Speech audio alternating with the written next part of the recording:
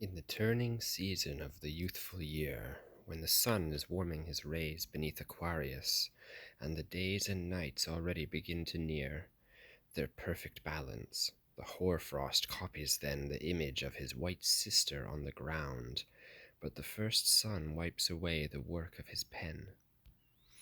The peasants who lack fodder then arise and look about and see the fields all white, and hear their lambs bleat. Then they smite their thighs, go back into the house, walk here and there, pacing, fretting, wondering what to do, then come outdoors again, and there despair falls from them when they see how the earth's face has changed in so little time.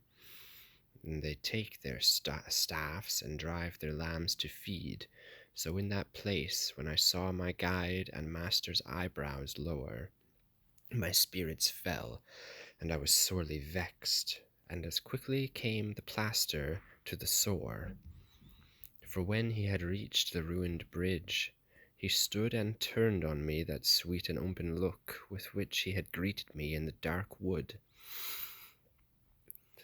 When he had paused and studied carefully the heap of stones, he seemed to reach some plan, for he had turned and opened his arms and lifted me, like one who works and calculates ahead and is always ready for what happens next, so raising me above that dismal bed to the top of one great slab of the fallen slate. He chose another, saying, "Climb here, but first test it to see if it will hold your weight."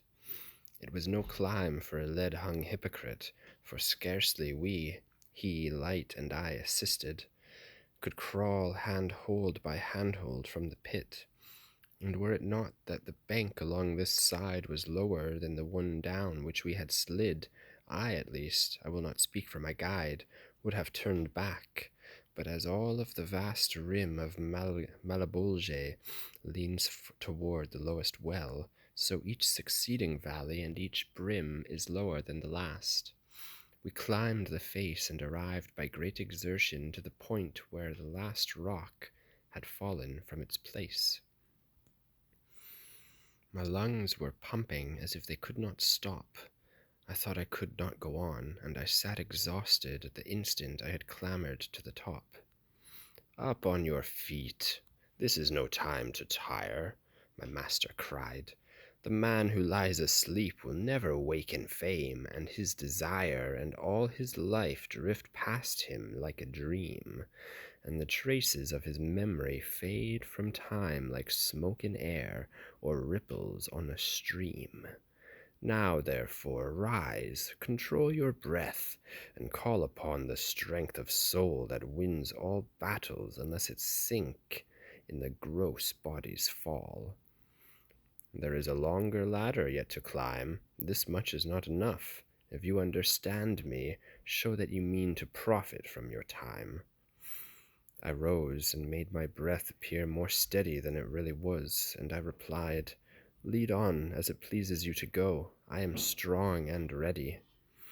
We picked our way up the cliff, a painful climb, for it was narrower, steeper, and more jagged than any we had crossed up to that time.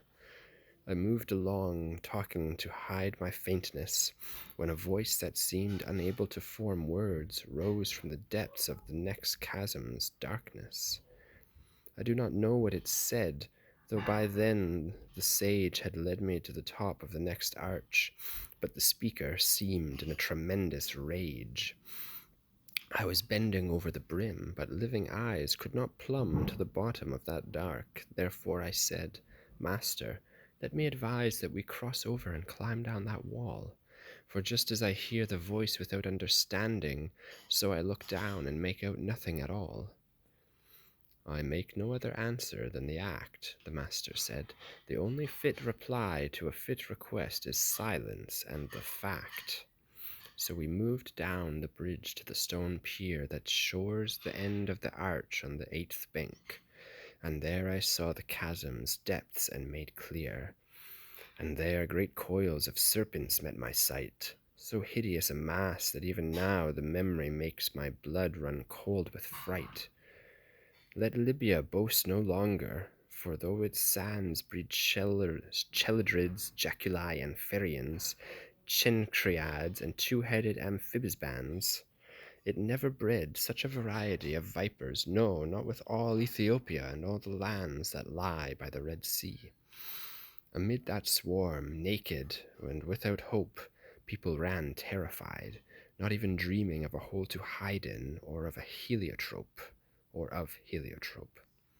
Their hands were bound behind by coils of serpents which thrust their heads and tails between the loins and bunched in front, a mass of knotted torments. One of the damned came racing round a boulder, and as he passed us, a great snake shot up and bit him where the neck joins with the shoulder. No mortal pen, however fast it flash over the page, could write down O or I as quickly as he flamed and fell in ash.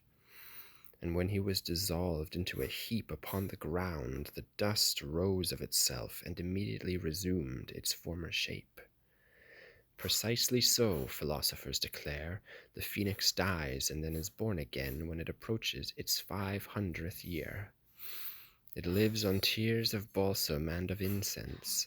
In all its life it eats no herb or grain, and nard and precious myrrh sweeten its cerements. And as a person fallen in a fit, possessed by a demon or some other seizure that fetters him without his knowing it, struggles up to his feet and blinks his eyes, still stupefied by the great agony he has just passed, and, looking round him, sighs. Such was the sinner when at last he rose. O power of God, how dreadful is thy will, which in its vengeance range such fearful blows.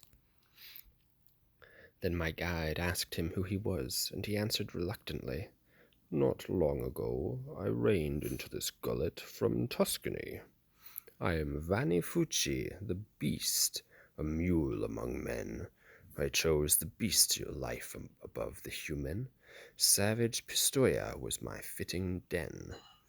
And I to my guide said, Detain him a bit longer and ask what crime it was that sent him here.